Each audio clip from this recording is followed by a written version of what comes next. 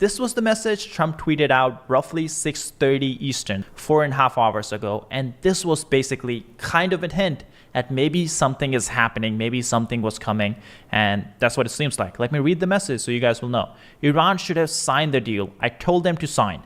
What a shame. Waste of human life. Simply stated, Iran cannot have a nuclear weapon. I've said it over and over again. Now, so far, the message is very usual. Trump has been tweeting, making statements like these for the last few days. But this last sentence, everyone should immediately evacuate Tehran. Tehran is the biggest city in Iran, 10 million people, and just hours notice. We don't know what's happening. We don't know when it's coming, but people are leaving in droves. The roads are packed. One side of the road, the side that's leaving the city, it's completely packed. People are not able to move very quickly because all the cars are just jamming the roads. And there's definitely panic in the city. There was already panic because Israel's been bombing all around, targeting IRGC buildings, and even targeting the state media office today, which I was going to cover like usual. But this message definitely sends shockwaves throughout Tehran. How do you evacuate 10 million people? They don't know how long they have. We don't know what's coming. Definitely worrisome sign for Iranian citizens. And I truly do feel bad for them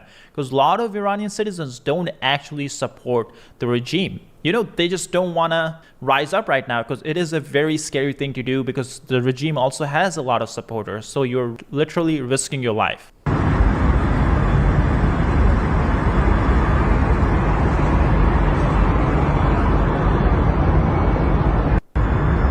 Shocking. Look, you can see how many people, and all one-sided. People are trying to leave. They're trying to go to like the eastern city or northern cities where not a lot of RGC equipment and bases are, or RGC people, and they know they will be safe there because Israel is targeting the military stuff. Now, another comment Trump made, and this kind of relates to something Netanyahu said this morning.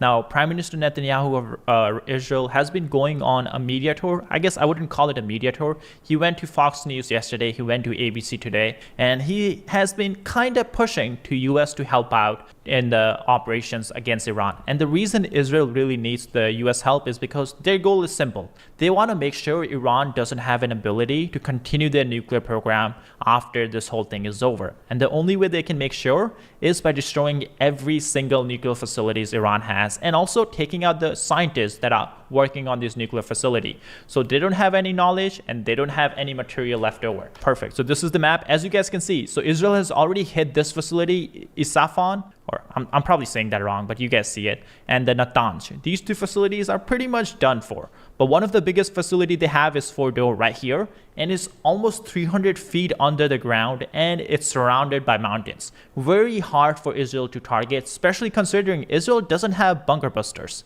okay? But US does. We have the B-2s, we have those heavy bunker busters that can go inside this facility and destroy it. And that's exactly why Israel wants US to help out. Because if they don't achieve the goal they have set out from the beginning, then it's all going to be for nothing. If they leave Iran with just one nuclear facility, well, Iran can pick back up and just restart its nuclear program right after this.